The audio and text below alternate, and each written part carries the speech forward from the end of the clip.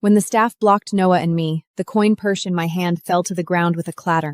That was the money my son and I earned by collecting discarded For 7 silver years. energy sands over a She year. thought her husband was a penniless The entire nobody. Moonlight Carnival has For been 7 rented years, out by the Blackthorn she and her Alpha son tonight. collected scrap cans Noah just to crouched down afford. to pick it One up, night at the his Moonlight fingertips Carnival. turning red from But the that cold, night, and whispered she to discovered comfort her me. husband had spent 7 years of savings to Mom, rent out it's the okay. entire We can wait amusement until park. next time. All the for next another second, woman he and her suddenly stopped child. moving. This I woman's followed his dignity was gaze and saw a crushed man to on the pieces. carousel wearing a But custom-made black suit with a revenge, silver it's just emblem getting of the started. Blackthorn Wolf Clan pinned to his cuff. That's my husband, Kyle. For 7 years, he told me he had been driven out of his family and had nothing. But now, he holds his first love, Serena, in one hand and carries Serena's son, Ryan, in the other. Ryan laughed loudly while sit on the rocking horse. Uncle Kyle, I want to ride it again! Kyle lowered his head, his voice so gentle I almost didn't recognize him. Of course. This place is all yours tonight. Noya stood beside me, his face droogously turned pale. Mom, I thought Dad didn't have any money. I opened my mouth, but no sound came out, because I suddenly realized that Kyle wasn't poor, he just never spends money on me and his biological son. Even more cruelly, Noah looked at the 3 people and whispered to me. Mom, should I not have come? I practically carried Noah away from the carnival. Fireworks exploded behind them, and golden light fell on Kyle and Serena, like a wedding specially prepared for them. Noah rested on my shoulder and didn't cry. The quieter he was, the more panicked I became. Back in our drafty apartment, he buried his face in my clothes and asked in a muffled voice, Mom, does Dad know we want to go to the carnival too? I can't lie. 7 years ago, Kyle said he had lost his family inheritance and became a rogue wolf. I believed him. During the day, I organize old books at the community bookstore, translate rune documents at night, and take Noah to collect discarded energy kangors on weekends. Noah never complained. Every time he saved up a little money, he would ask me, Is it enough to take Dad out to play? The door lock clicked. Kyle is back. Noah rushed over as usual. Dad! Kyle sidestepped without even raising his hand.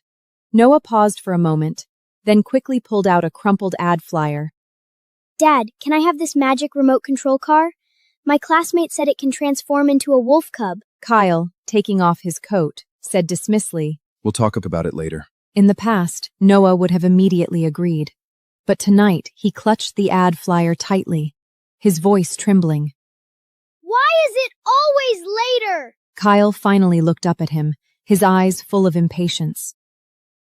The air suddenly turned cold. Kyle frowned. Noah, don't be stubborn. Noah's eyes reddened, but he remained standing there. I'm not being Wilfie. I just want a gift. I went over and shielded the child behind me.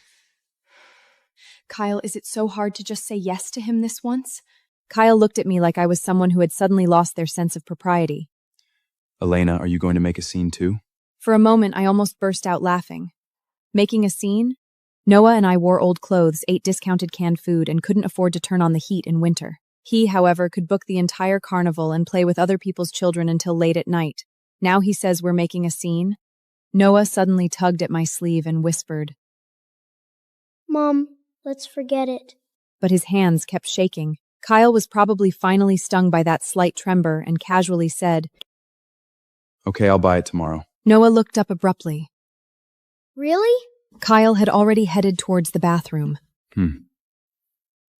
Noah turned around and hugged me, laughing in a low voice. Mom, Dad agreed. That night, he put the ad flyer under his pillow, and his mouth was curved into a smile when he fell asleep. But I kept my eyes open until dawn, because Kyle's promise was too modest. It was so light it was like a wisp of dust that would be blown away by the wind. What I fear most is that Noah will watch it shatter. A day passed, and the gift still hadn't arrived. 2 days passed, and the gift still hadn't arrived. A week later, Kyle returned home empty-handed once again. Noah sat at the dining table, pretending to be drinking soup, but his eyes were always looking towards the door. Kyle didn't notice at all. He tossed me a packet of silver leaf herb. Brew it tomorrow morning and I'll take it with me. I glanced at the recipe, and my fingers froze instantly. That's medicine to treat the cold bloodline affliction in female werewolves. It's not for me. It's for Serena. What about Noah's gift? Kyle seemed to remember something only then, and pinched the bridge of his nose. I've been busy lately. I'll buy it tomorrow. Tomorrow? I grabbed the packet of herbs and threw it at him. You remember the medicine you gave Serena? You remember the carnival for her son? Kyle froze, then his face darkened. But you'll never remember your own son. Elena, do you know who you're talking to? I sneered. I know. The alpha of Blackthorn, the king of Chicago's underworld. And also the husband who pretended to be poor for 7 years to trick his wife and children into scavenging for grubbage. Noah stood at the bedroom door, his face deathly pale. Noah, let me explain. Kyle panicked for the first time. Noah slowly crumpled the ad flyer into a ball. He asked, Dad, are you really that rich? Kyle did not answer. Silence is crueler than admission. Noah looked down at the tips of his shoes. The edges were already coming unglued. He suddenly smiled and said, It's okay. I don't want it anymore. He turned and went back to his room, closing the door gently. That sound was very soft, but it was the last straw that broke me. Kyle loosened his tie in frustration. The child doesn't know any better, and you're making things difficult for me too? I looked at him and said, Let's sever the mate bond. He stopped moving. What did you say? I want a divorce, and I want to take Noah with me. Kyle thought he'd heard a ridiculous joke. Where can you go if you leave me? You don't even have a stable job. I nodded. So I will find a lawyer and fight for every penny you owe us over the years. Kyle took a step closer. You dare. I did not withdraw. You can continue to threaten me, but starting tomorrow, I will no longer keep this stupid lie for you.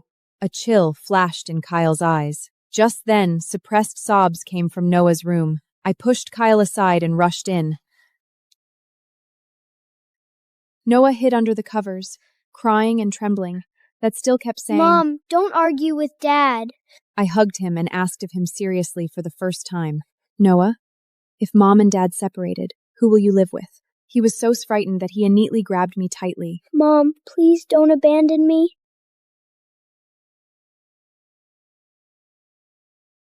The next day, I went to work at the Lakeside restaurant as usual. It was a late-night restaurant that served hot meals to nearby werewolves and human tourists. When I walked to table number 6 with the menu in my hand, I suddenly stopped in my track. Kyle sat there. Serena was beside him. She wore a light gold dress and a moonstone necklace from the Blackthorn family around her neck. I've only ever seen that necklace in news articles about the Blackthorn group. There was an exquisitely packaged box on the table. Inside the transparent window of the box was the magic remote-controlled car that Noah had been waiting for a week. Serena saw me, but there was no surprise in her eyes. She knows who I am. She slowly flipped through the menu, then asked Kyle with a smile, I'd like to have spicy steak, is that okay? Kyle frowned, but said gently, Your bloodline has been unstable lately. You can't have spicy food. He's always been like this since he was little. Always want to control everything I do. Serena looked at me and I tightened my grip on the menu little by little. Kyle's face darkened. Elena, go place the order. It turns out he wasn't incapable of being gentle. He simply reserved his gentleness for others. As I turned around, Serena suddenly called out to me. Wait a minute. She pointed to the box. Put this away for me. Ryan likes it a lot. Don't break it. At that moment, I could almost hear the sound of my own sanity snapping. I looked at Serena. This is for Noah. Serena's smile remained unchanged. Really? But Kyle said Ryan is more suitable for it. Kyle looked up abruptly. Serena. She immediately lowered her eyes, as if startled. Sorry, did I say something wrong? She was absolutely right. She was simply twisting the knife and playing innocent.